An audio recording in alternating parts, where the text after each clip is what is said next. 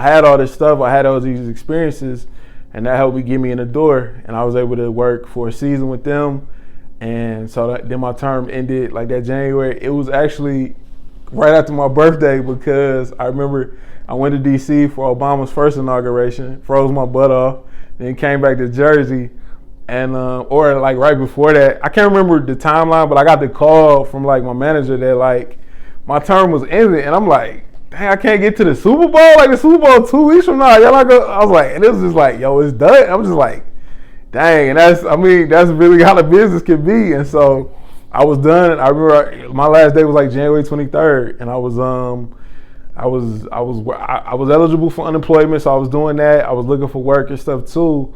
And then that March, money was tight, and then I was like, all right, I need to get back to the crib. So I moved back home March of 2009, and I was home from March till that summer, and then I ended up getting hired back full time.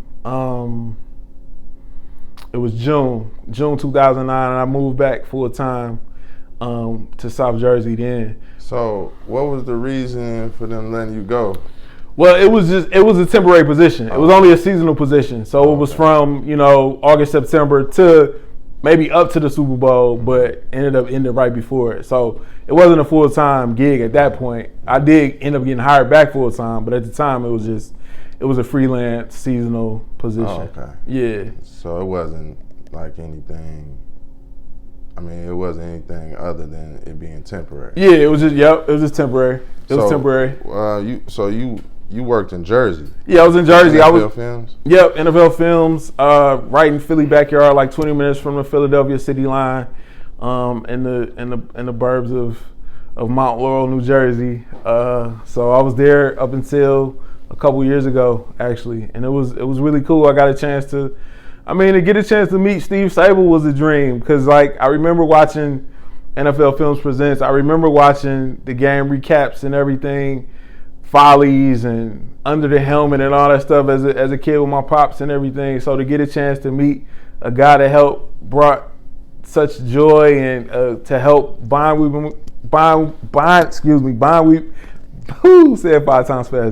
with my dad. It was cool, and he was just this dude would wear swim trunks to the office sometimes. Like he just be chilling, man. And he was so cool. Like I got a chance to. I remember the night I met him, again, Obama, it's interesting. I was at the office. This was my first year, so I was freelance, and they had the speech in Denver, the nomination speech on in the conference room. So I just went in there to check it out. He's in there with my guy Ken, who is still the producer to this day at Hard Knocks.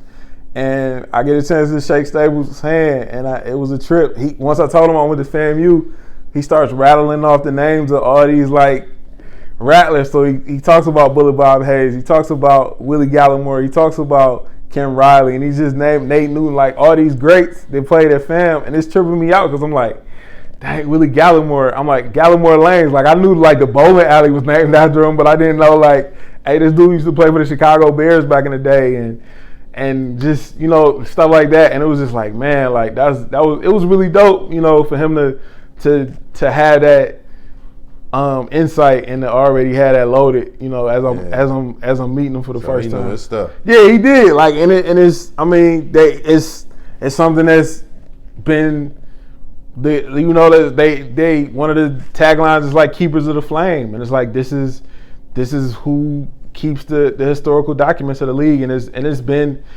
obviously it's been such a key part to what's helped grow the game, because even right now, they got the quarterback series on Netflix, and like that's been a big hit, and you got somebody as good as Patrick Mahomes on there, and then you have even somebody like Kirk Cousins, and I see like Kev on stage like saying like I know quarterback on Netflix is great because I care about Kirk Cousins, and it's like that's the magic of NFL Films, man, being able to tell those stories.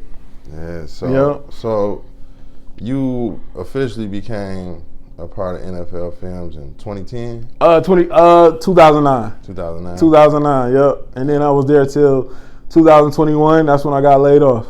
Okay, so during that time, you won a few Emmys. Yeah, Yeah, I won 3 actually for working on the production staff of Hard Knocks, which is nuts. Like it's I mean, they really exist. Like the same. I mean, not the same, but it's like Quinta Brunson. It be like I got a sports. It be she got one for prime time, but it's like it's the same trophy. Like it's wild.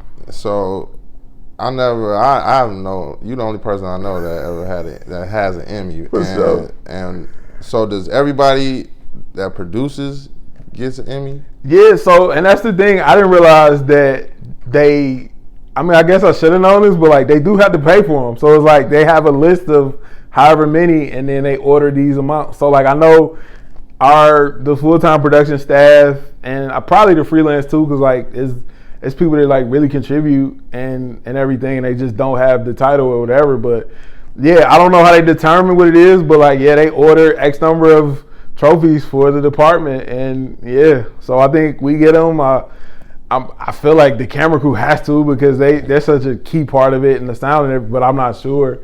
I feel like they have to. If they don't, that's criminal. Yeah. But yeah, like and that's the thing. It's such an all hands on deck thing where you got directors, you got field producers, you got camera people, you got sound people, you got just all these folks that are helping put this together. But then you also have people back in the building. You got people ingesting the footage, getting it online to be able to, so you can see it. Then you have people clipping it, so it's easier for, the main segment producers to work with and everything. So it's just, I mean, it's truly a team effort. And that's something I actually struggle with because I'm like, I didn't play this huge role on it. I wasn't doing like these big segments, but it's like everything counts and we all got a part to play. So it's like, even if I just did this thing where I'm looking at the footage and I'm clipping it so that the segment producer has something smaller to work with and it's easier for them to digest, that helps move the needle, that helps move the story along,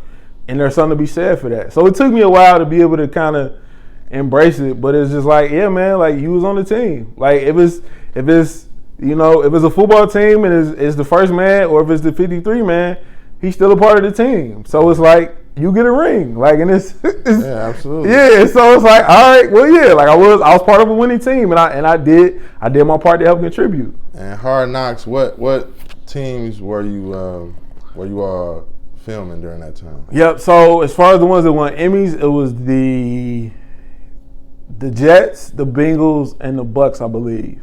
So the Jets, and they'll actually be featured this year. The Jets, it was Rex Ryan, who was TV Gold. Yeah. They had Bart Scott. Oh. They had Revis, and it was a Revis holdout, so that was a big thing. That was like the biggest story probably.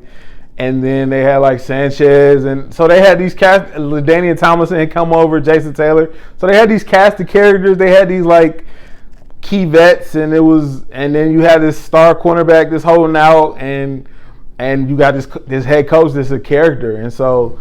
I mean, it was a recipe for success, and it's our job not to get in the way. Like, you don't have to.